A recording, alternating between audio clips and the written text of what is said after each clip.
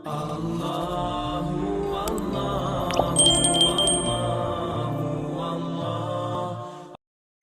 itu ada berapa? Surga ada berapa? Ya, ya satu. Neraka ada satu, surga ada satu. Itu hadis yang menjelaskan. Makanya namanya cuman ya satu. Allah SWT menjelaskan tentang masalah neraka, jahanam. Memang namanya punya benar, tapi satu tempat, ya, satu tempat. Ya, itu sudah jelas dalam banyak riwayat, banyak ayat Al-Quran berbicara masalah itu.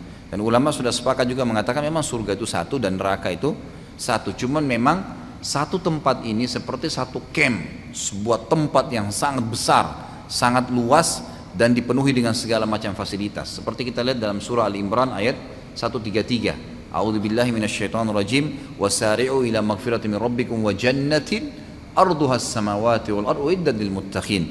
Bergegaslah kalian kepada pengampunan Tuhan kalian dan kejarlah surga yang surga itu seluas langit dan bumi yang dijanjikan bagi orang-orang yang beriman. Jadi surga sebuah tempat memang, tapi dia luas langit dan bumi.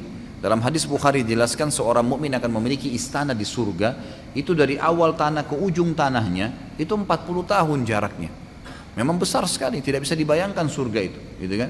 Kata Nabi SAW, di surga itu semuanya, apa yang dilihat oleh mata tidak pernah mata lihat di dunia. Semua yang didengar tidak pernah dengar oleh telinga.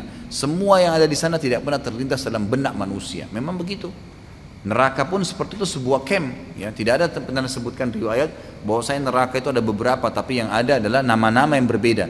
Tapi tempat azabnya satu, cuman memang ada orang munafikin di mana ya jenis-jenis azabnya ada, orang yang ini, orang yang itu. Memang tempat-tempatnya itu dibagi-bagi. Seperti mungkin sekarang penjara yang memang banyak terbagi-bagi, tapi tentu tidak bisa disamakan. Allahu a'lam.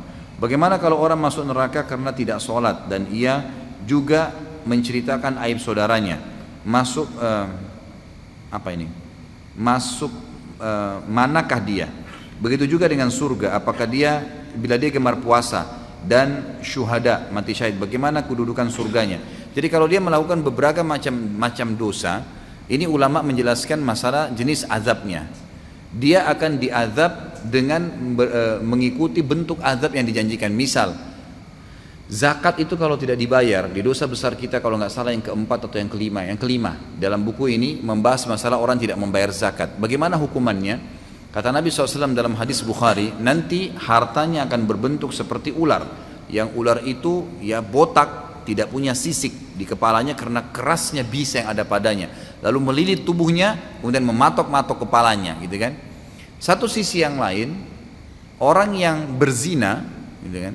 Dia akan diletakkan di sebuah lembah, yang lembah itu curam, kemudian di tengah-tengahnya lubang yang mengeluarkan api. Semua pezina ini berusaha lari ke atas lembah, begitu mereka sudah di tengah-tengah, mereka setengah mati naik karena ya curamnya, maka api tersebut keluar dengan besar membakar mereka. Hangus, kemudian mereka jatuh, api itu masuk kembali. Kata ulama, kalau orang menyatukan beberapa dosa, maka akan digilirkan azab itu padanya. Digilirkan azab itu padanya. Sebagaimana juga kalau dia masuk ke dalam surga, seseorang itu mukmin bisa memiliki surga di semua fasilitas. Karena nanti ada surga bab pintu khusus orang yang puasa, bab Rayyan. Maksudnya pintu itu adalah nanti dibuka pintu itu ada banyak camp di dalamnya, ada banyak istana dalamnya. Orang yang puasa akan dapat. Nanti ada pintu sholat, nanti dalamnya dibuka gerbang, ada istana dengan beragam macam bentuk, berbeda-beda bentuknya, berbeda fasilitasnya. Ada haji, ada sedekah, ada macam-macam. Makanya waktu Nabi SAW jelaskan itu, kata Abu Bakar apa? Ya Rasulullah, apakah ada orang yang dapat semua pintu-pintu itu bisa punya istana di setiap pintu? Kata Nabi SAW, iya ada, dan kau termasuk wahai Abu Bakar. Jadi bisa antum kalau rutin mengerjakan segala macam ibadah ini, nanti antum akan punya istana di sana, di setiap pintu gerbang sholat ada. Ini jadi banyak. Seperti kalau orang di Indonesia punya rumah di Surabaya, punya rumah di Bandung, punya rumah di Saudi, punya rumah di Amerika, dia bisa kunjungin kapan saja. Tapi tentu tidak bisa disamakan dengan surga ya. Surga itu fasilitas yang luar biasa. Tapi seperti itulah memahaminya.